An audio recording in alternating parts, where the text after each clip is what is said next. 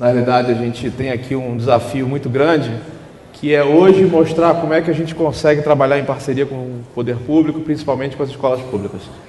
Eu sou da época, não sou tão velho assim, vou fazer 45 anos agora em setembro, mas eu sou da época em que professor era chamado de mestre. Tá? O significado dos professores na minha vida pessoal, e vocês vão ver isso no último slide que eu vou apresentar aqui, ela é de uma importância significativa. A minha tia Glorinha, lá de Duque de Caxias, no Rio de Janeiro, que sempre me apoiou e sempre esteve comigo nos principais momentos do crescimento da minha vida enquanto criança, é uma pessoa que eu tenho uma estima muito grande até hoje.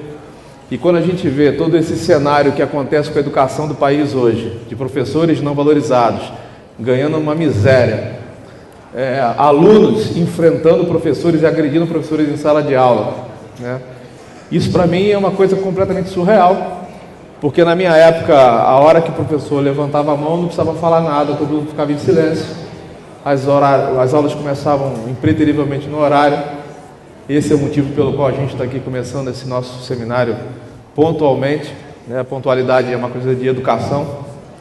Então, em respeito a vocês que chegaram cedo, a gente está começando esse seminário aqui no horário e eu agradeço realmente muito a presença de todos. Antes de começar a falar, eu vou me apresentar, ok? Então, aqui no slide a gente tem um pouquinho da minha história, né? A minha história principal, ela começa a partir do momento em que eu prestei concurso público para a Escola Preparatória de Cadetes do Ar e eu me formei como piloto da Academia da Força Aérea aqui em Pirassununga e a minha carreira acadêmica foi toda militar. Então, além de eu ter tido eu sempre estudei em escola pública a minha vida inteira, né? Desde que eu era garotinho, lá no Ceazinho, não sei como é que era o nome da época, já não lembro, né? E eu sempre achei que pagar para estudar era um absurdo e resolvi prestar concurso público e aí eu consegui ser um bom militar, me formei como quarto da minha turma. Então, para mim, eu tenho uma honra muito grande em ter tido uma vida acadêmica muito bem estruturada.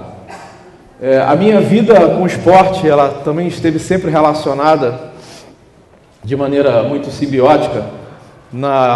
Antes de entrar na Epicária, eu já era um atleta da escola, já fazia lá o meu handball, já fazia o meu futebolzinho. Quando eu fui para a Epicária e depois para a Academia da Força Aérea, eu fui um atleta de alto rendimento, fui campeão e vice-campeão em todas as modalidades lá onde eu competi. Então, quem está achando que isso é mentira porque eu estou gordinho, é verdade, tá? Isso aqui é só... não é pegadinha. Realmente tive uma carreira muito bacana na área do esporte.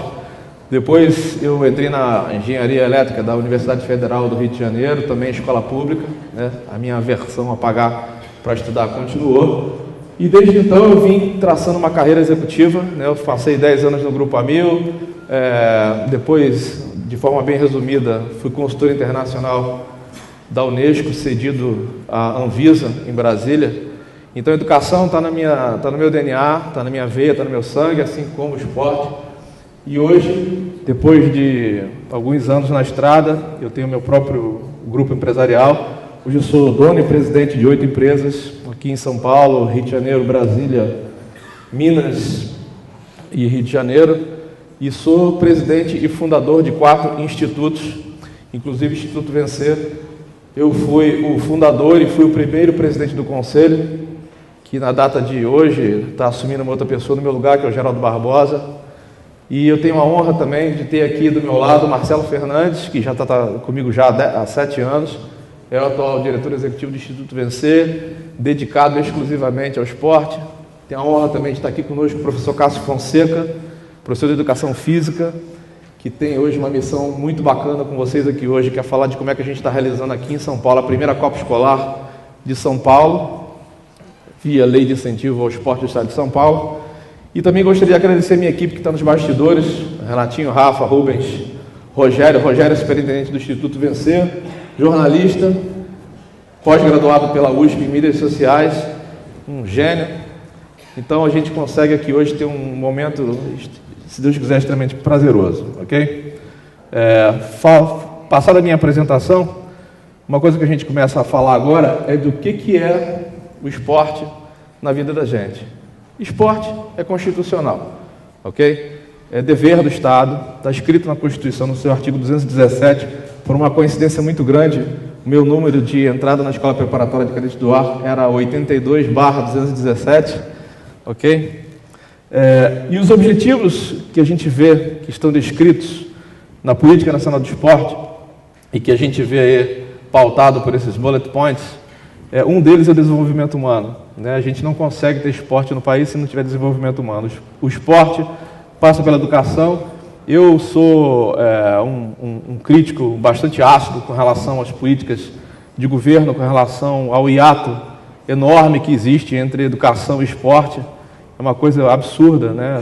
Não se pode dissociar duas coisas tão importantes, ok?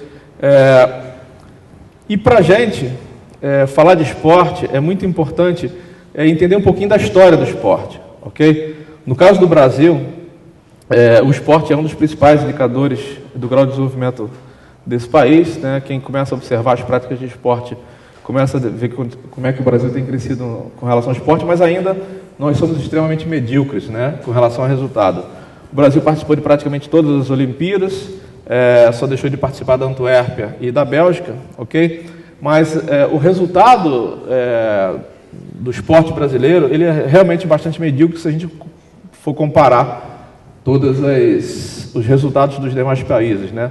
Os Estados Unidos investem 400 bilhões por ano no esporte. O Brasil não investe 2 bilhões, ok? COB, na última Olimpíada de Pequim, mandou 277 atletas e a gente só trouxe 3 medalhas de ouro, tá? Então, aí é que você vê o verdadeiro hiato. E aí é que a gente começa a ver onde é que está o problema, né? O problema está nos fundamentos do esporte, ok? Esporte tem que ser feito na base, o esporte tem que ser feito na escola, ok? Marcelo é um dos maiores defensores desse assunto, o Cássio também é um dos maiores defensores. Para a gente, a prática esportiva, se ela não começa na escola, você só está dando oportunidade para que somente aqueles atletas que são os verdadeiros pontos fora da curva consigam chegar a posições de destaque, ok? E provocando, inclusive, um fenômeno midiático gigantesco, que em época de Olimpíada, vem lá uma grande empresa multinacional, seleciona 6 atletas, bota a sua marca no peito e começa a explorar a imagem desse atleta durante todo o período olímpico. Acabou o período olímpico, esse patrocinador simplesmente some da carreira do atleta e ele volta de novo a ter um momento de penúria. Então, quando a gente fala da importância do esporte na escola, a gente tem que entender que é na escola em que nasce e que são revelados os grandes atletas, ok?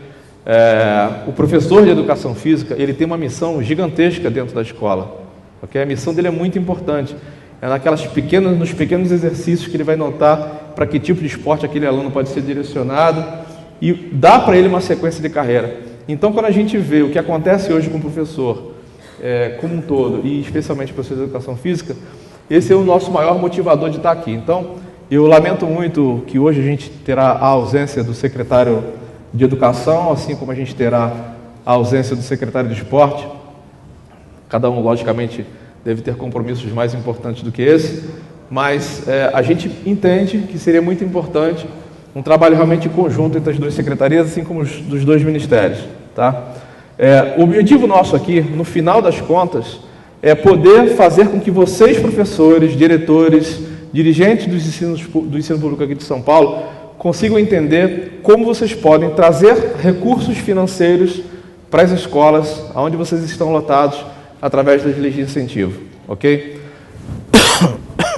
Vou começar a falar da lei de incentivo ao esporte federal, onde em 2007 o governo federal aprovou a lei que diz que toda empresa de capital privado que tributa pelo lucro real, tem algum contabilista aqui? Não. Não tem nenhum contabilista? Ok. Dentro das empresas, no pagamento de imposto de renda de pessoa jurídica, existem 2 alíquotas de pagamento, a de 10% e a de 15%. Dentro da alíquota de 15% do imposto de renda da pessoa jurídica,